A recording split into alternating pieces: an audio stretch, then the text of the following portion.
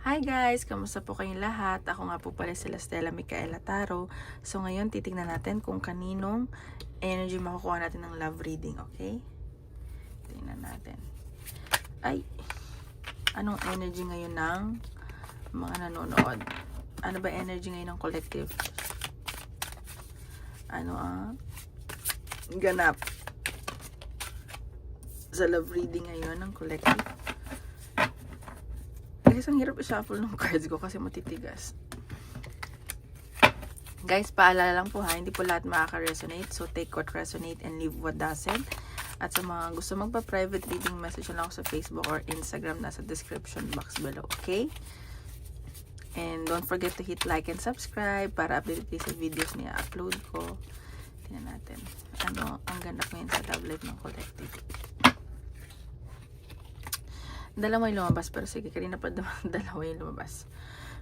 Okay, so sa nakikita ko dito, meron dito na parang ginagaya yung ideas mo or basta maraming naiinggit sa inyo ngayon. And parang kung anong ginagawa mo yung ginagawa. Siguro sa trabaho to, nakikita niya na nag-excel ka, so ginagaya ka niya. And meron dito din sa love life mo na yung person mo parang naiinggit sa'yo or naiinggit sa inyo, ganun. And sa nakikita ko na meron ditong parang may nakakausap ka na nonsense, ganun. Tapos storyteller tong taong to. Hindi ko lang sure kung sa love life to or sa general. Tingnan pa natin. Kasi sinabi ko naman energy ng collective. So, anong energy ng love reading ngayon? Anong energy ng love reading?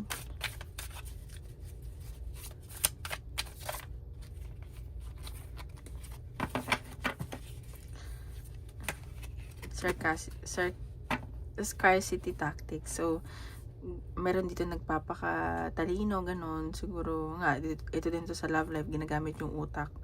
And sa trabaho din. Basta may mga strategy kayong ginagamit. Ayan, may mga nag-i-stock sa inyo. Nagtatago lang to ng nararamdaman niya. Tingnan pa natin. Ano pa kita sa love life? Oops.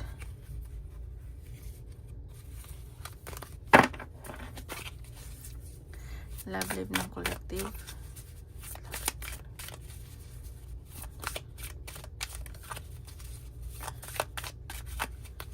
Energy ng love life ng collective. Take the crown. So, sinasabi dito na ang daming nagkakagusto sa inyo. Alam mo yun, nakikita ka nila asa mo na mataas ang tungkulin and mataas ang tingin nila sa'yo. And attractive ka and marami na-attract sa'yo, gandang-ganda sila sa'yo, ganun. Sobrang na-amaze sila sa'yo. Ayan, no. Meron dito may na-manifest yung buhay na meron sila ngayon. So, tingnan natin ano papakita sa love life ng collective reading.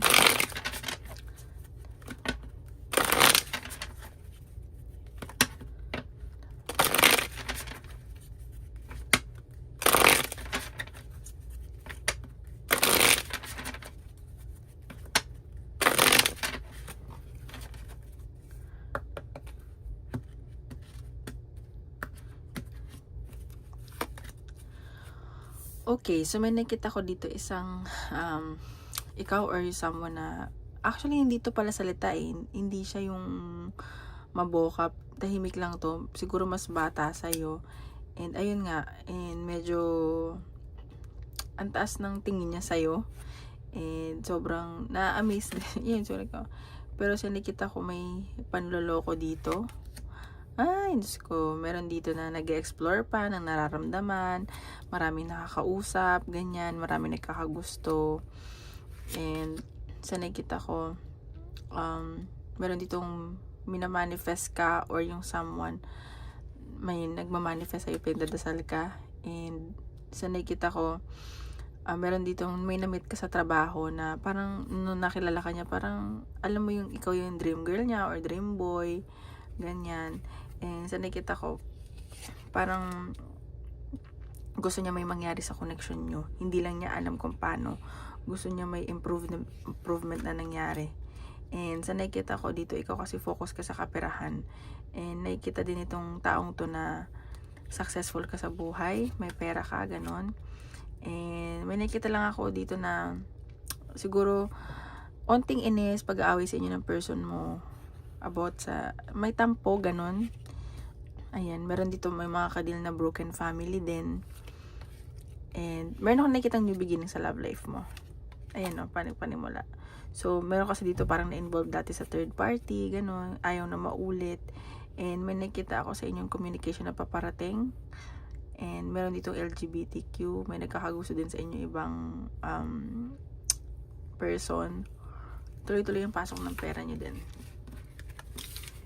So, ayan, nakikita ko. So, tingnan natin. Sino ba ang kadil nitong collective? Sino ang kadil nitong collective? Ano ang situation nitong collective or kadil? Ganyan. Anong papakit sa love life ng collective?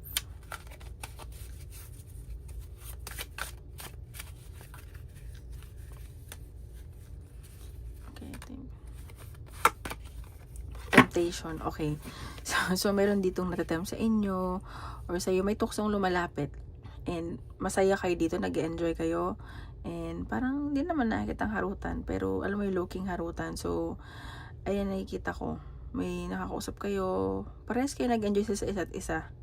Ayan, so baka meron kayong puntahan or ini-imagine, ganun. Ayan, no, Scorpio, baka kadil nyo is Scorpio or may Scorpio sa chart nyo or ng kadil ninyo, okay? So, tingnan natin ano ang nafe-feel sa inyo ng person mo. Oops.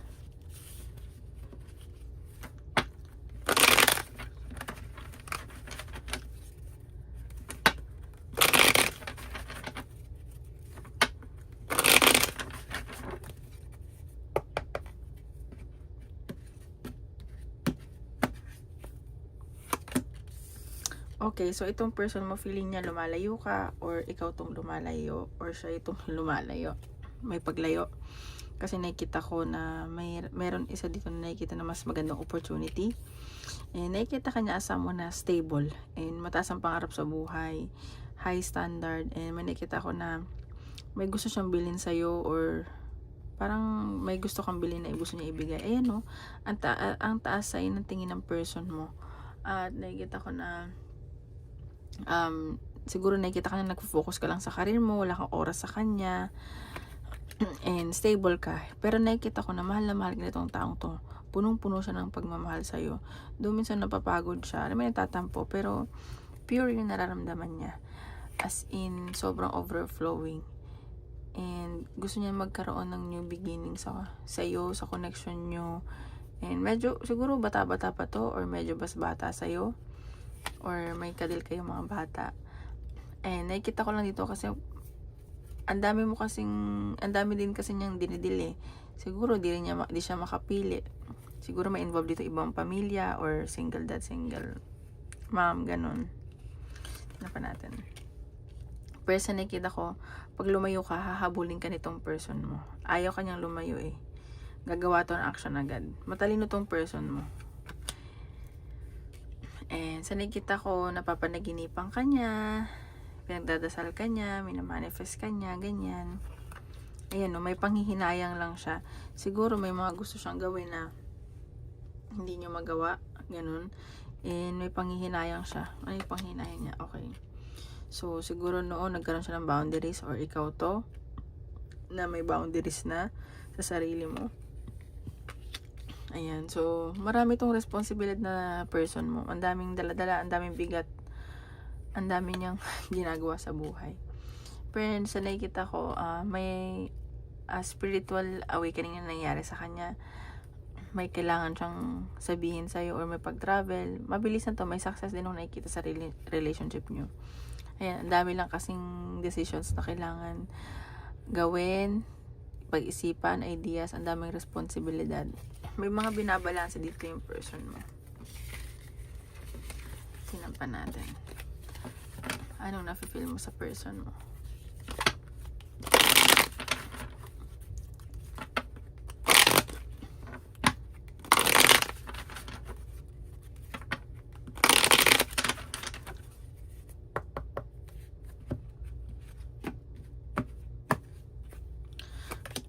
Okay, ikaw, itong nafe-feel mo, alam mo iniisip-isip mo siya, gano'n. Mahal mo naman 'to, eh, kaysa may iniisip ka pang iba, merong behind the scene na may iba ka bang nakakausap, gano'n, pero siyempre di mo sasabihin, di sinasabi. Ayan, oh, kakasabi ko lang.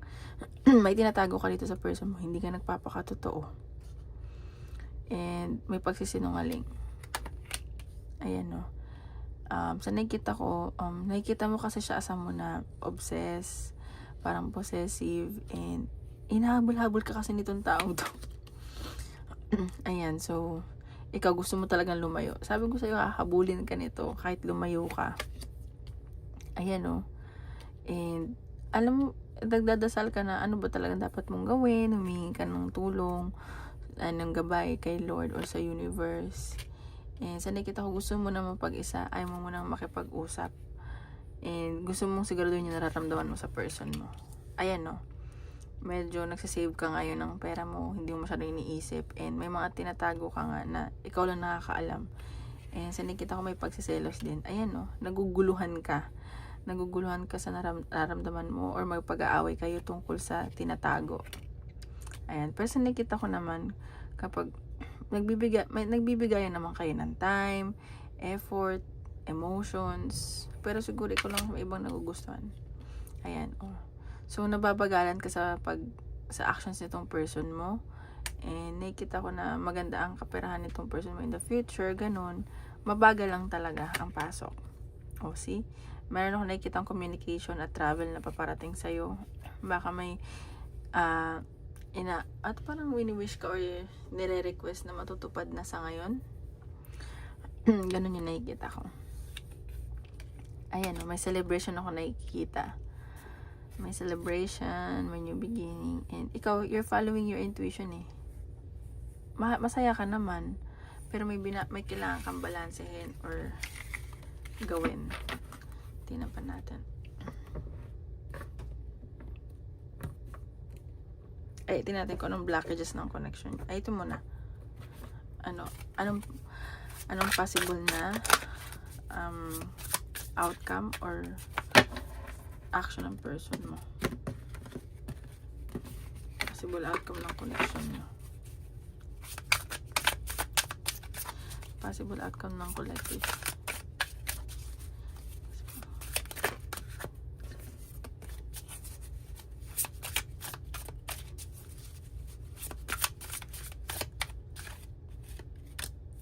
Two of Pentacles. So, may titimbangin ka dito, eh.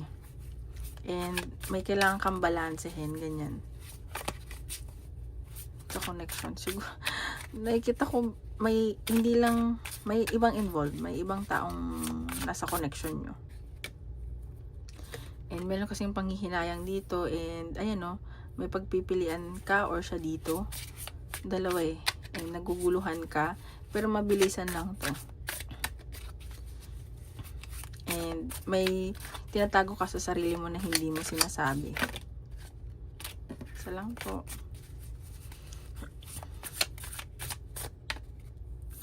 Okay, so ayan, no. Parang magiging cold ka or isa sa inyo. Magtataka yung, ano ba yan? Magtataka yung person mo. Parang magiging cold, ganun. Tingnan pa natin. Two of Cups. Pero sa nakikita ko may partnership dito. So, siguro baka maayos nyo naman to or ipagpapatuloy mo kahit na may tinatago ka. Ganyan. May nakikita talaga akong LGBT dito. Ayan, Page of Swords. So, ayan. Nag-e-enjoy ka lang. Puro pag-iisip. May message ako nakikitang napaparating. Parang to, pag magbubulag-bulagan isa sa inyo. Ganun. Ayan, the Hierophant. So, may nakita ko dito na gusto ng magpakasal, pero ayaw pa kasi ayaw magsisi, ganun. Parang ito yung person mo, baka magpakasal na. Ayan, no? May collaboration. And sa nakita ko talaga, hindi lang kayong dalawa dito sa connection, may ibang nasa picture. It's either ikaw or siya. Ayan, Ten of Cups. Pero nakita ko na magkakaroon na kayo ng masayang pagsasama.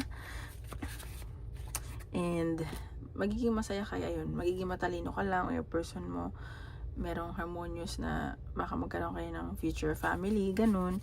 and kasama yung mga iba yung siguro parents, ganon. Ayan o, may swerteng paparating sa'yo, sa person mo, sa connection nyo.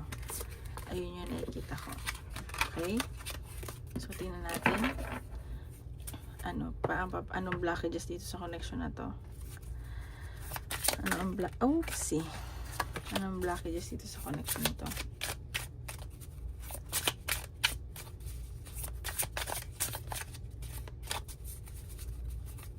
Anong blockages sa connection na to? Spiritual glow-ups don't come with filters. Healing isn't ecstatic, it's awkward. So, sinasabi dito, kailangan mong magpakatotoo. And kung nag-i-struggle ka sa connection nyo, sabihin mo or sabihin niya. Kasi kailangan nyo makita yung reality check kung yan ba talagang gusto mong relasyon o hindi. And alam mo yun, kung nakikita mong nag-glow up ka ba dyan, nag-grow ka, nagmamature ka, or for the better, sabihin mo. Kung hindi, hindi. Kung hindi ka pa healed from the past, sabihin mo rin. Okay? Tingnan pa natin. Kung papakita sa love life ng collective. Anong pwedeng paparating sa love life ng collective?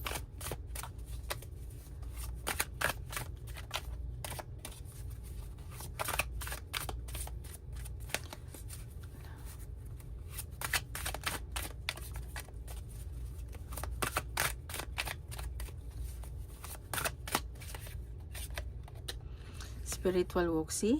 Kailangan magkaroon ka ng self-awareness and i-cut mo na yung mga illusions mo and yung mga iniisip mo na hindi naman makatotohanan and i-detach mo na yung ego mo. Ayan o. Meron dito na siguro chinichismis ka or yung love life mo. So, tingnan mo na lang. Okay, tingnan natin. Ano ang message sa'yo ng person mo? Ano ang gustong sabihin sa'yo ng person mo, ng taong iniisip mo, okay? Ano ang message ng taong iniisip mo, ng person mo?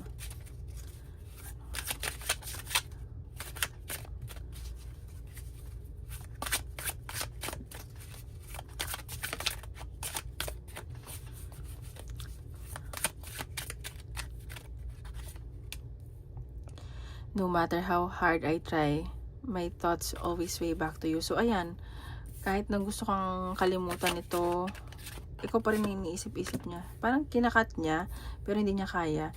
I really fumbled you and now I'm paying the price. So, ayan, may mga ginawa siya ngayon, nagsisisi na siya at binabayaran niya na yung mga nagawa niya.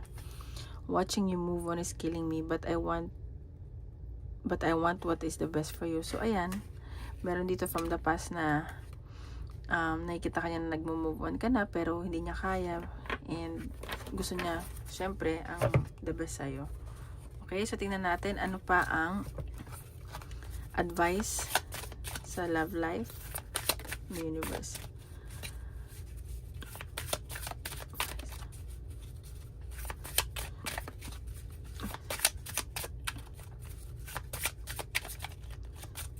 Advice ng universe sa inyong love life.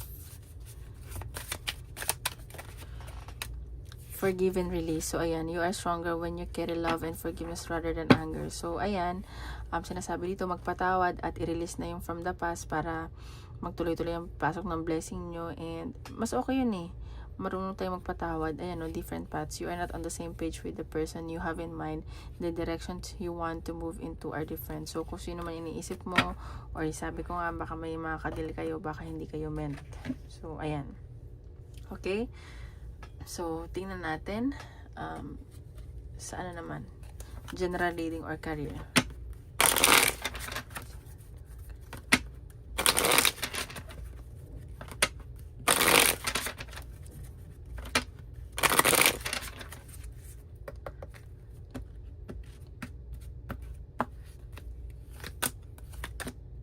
So, meron dito may mga pag-alangan na sa career nila, medyo challenging. And, ayan o, ayaw na makipag-usap. May mga na-involve dito sa chismis, or kayo ng chismis. And, pagod na sa trabaho. Ganyan, or in general, hindi na makatulog na maayos, nag-overthink, ang daming ganon. And, meron dito isang tao na nag-overthink sa'yo, nasasaktan siya. And, iniisip-isip ka na to. Pero kasi sinasabi niya, complicated na. Wala kayo masyadong pag-uusap. Ayan o. Pero yung nararamdaman niya sa'yo, but love life lumalabas, parang nag-grow pa rin. Sa nakita ko kung sa workman to, may kontrata kayong pipirmahan, may bagong kontrata, may opportunity yung paparating, and maglalago pa yung business nyo or yung career ninyo, may mga opportunities. And 222, may nakikita kong 222, search nyo na lang kung ano nasa isip nyo, yun yung message sa inyo. And meron talaga dito isang tao na tawag dito, nagkakagusto sa inyo, nasasaktan siya. And meron dito na nagkakasakit, kakaisip, ay no, may third party involved. So ayan, so mag-ingat lang. Ayan, so yun lang nakikita ko. Ayan, may daming taong involved. So tingnan pa natin. Papakita sa general. Advice ng universe. Advice ng universe. Permission granted. So ayan, kung ano man yung dinadasal mo, matutupad na. May bagong opportunities na paparating sa'yo. And maraming blessings pa. Parang ito din yung advice kahapon. Tingnan natin. Advice ng universe.